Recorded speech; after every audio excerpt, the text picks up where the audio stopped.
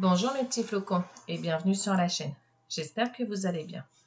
On sait que dans certains films Disney, il y a parfois des scènes qui sont assez cruelles, comme la maman de Bambi qui meurt par les chasseurs, ou encore Mufasa dans Le Roi Lion, tué par son propre frère. Et justement, en parlant du Roi Lion, saviez-vous que la fin de ce film aurait dû être totalement différente? Cette semaine, revenons sur cette fin de film qui aurait dû être bien tragique dans Le Roi Lion. Mais avant, je vous invite à vous abonner et à activer la petite clochette juste en dessous. Ça fait toujours plaisir et c'est gratuit. Et maintenant, générique!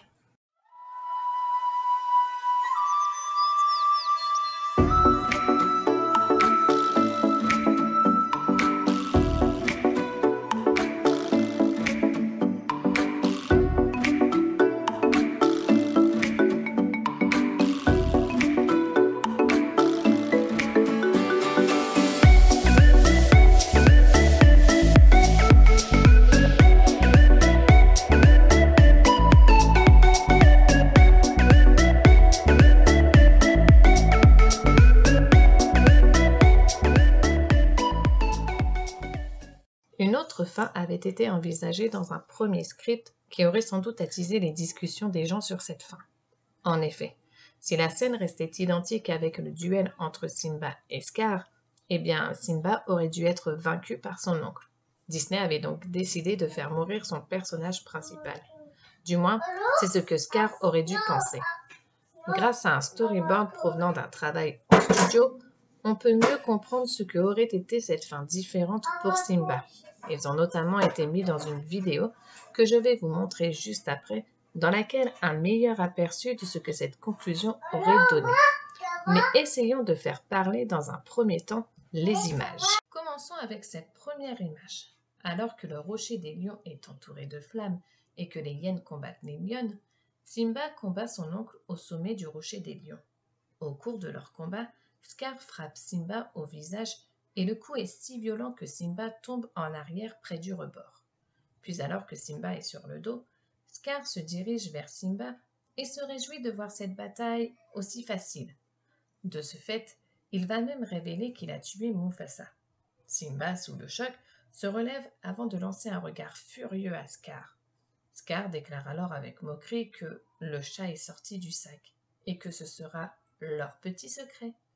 Après sa tentative de tuer Simba, Scar lui lance « Bonne nuit, mon cher prince ».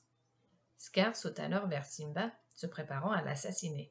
Mais juste au moment où Simba est sur le point de mourir, il utilise ses pattes arrière pour repousser Scar, ce qui le fait tomber au bord du rocher des lions. Dans cette seconde image, Simba entend un appel à l'aide. Il voit Scar accroché au bord du rocher des lions qui est suspendu dans le vide, au-dessus du feu. Scar crie à nouveau à l'aide, implorant par pitié Simba. Bien que Simba soit prêt à le laisser tomber, Scar rappelle à Simba qu'il n'est pas un meurtrier et qu'il est meilleur que lui. Le vieux roi admet alors sa défaite à Simba, lui disant qu'il est maintenant le roi légitime. Simba cède et attrape Scar par la crinière et le tire hors du vide. Mais une fois que Scar est hors du vide, il attrape la crinière de Simba, le frappe au cou et le jette dans les flammes brûlantes. Simba tombe, criant à l'aide. Mais juste avant qu'il ne soit sur le point d'atterrir dans la mer de feu, il atterrit sur un arbre en feu. Pendant ce temps, au sommet du rocher des lions, Scar croit que Simba est mort et qu'il a gagné. Il se met alors à rire d'un ton machiavélique, à croire que maintenant qu'il a réussi à être le seul roi de la terre des lions, plus rien ne compte pour lui, sans même se soucier des flammes qui sont en train de l'entourer et le brûlent à mort. Malgré tout, on peut quand même comprendre que dans les deux cas, Scar meurt dans les flammes, même s'il est vrai que dans ce scénario-là, cette mort laisse peu de place à l'imagination, puisque dans la version finale, on ne sait pas vraiment s'il est mort brûlé avant ou après avoir été attaqué par les hyènes. Mais du coup, auriez-vous pu imaginer qu'un film Disney puisse se terminer si sombre? Heureusement, les cinéastes ont abandonné cette fin, car elle fut jugée trop horrible pour un film de Disney. Du coup, la mort de Scar a été changée en mutilation masquée par les hyènes plutôt que de le voir brûler, même si au final, il meurt quand même dans les flammes avec les hyènes. Mais cependant, cette scène aurait dû être gardée, mais avec un petit changement. Scar aurait bien poussé Simba dans le vide, mais au lieu de tomber dans les flammes, même s'il serait bien tombé dans l'arbre en feu, mais sur un terrain sûr. Le feu l'entoure, de sorte que le jeune lion peut malgré tout courir pour sauver sa vie, évitant ainsi le feu. Alors que les flammes menacent d'engloutir la terre des lions, une tempête de pluie s'abat sur les plaines, éteignant le feu. Après la mort imminente de Scar, Simba retrouve sa mère Sarabi, toujours inconsciente depuis que Scar l'ait agressée. Elle n'a pas été touchée par les flammes. Sarabi et Simba s'embrassent, ayant finalement été réunis et la guerre terminée. Pour en revenir du coup sur le fait que Scar meurt brûlé vif, eh bien, c'était quand même le scénario retenu par Disney, puisque dans Le Roi Lion 2, cette mort est expliquée dans une conversation entre Simba et Kovu, mais pas que. Dans la garde du Roi Lion, Janja dit que Scar a été brûlé vif dans les flammes suite à sa défaite avec Simba. Pour vous rappeler un peu, Janja est une hyène descendante du clan de Shenzi.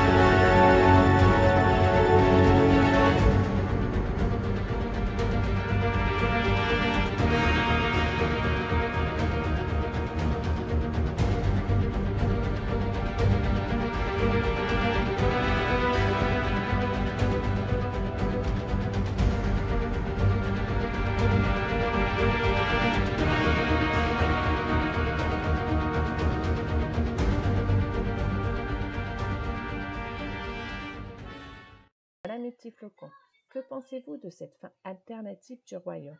Et saviez-vous que le Roi Lion 2 lui aussi aurait dû avoir une fin aussi sombre? Sur ce, je vous laisse ici en vous souhaitant une bonne journée, je vous fais des bisous et je vous dis ciao!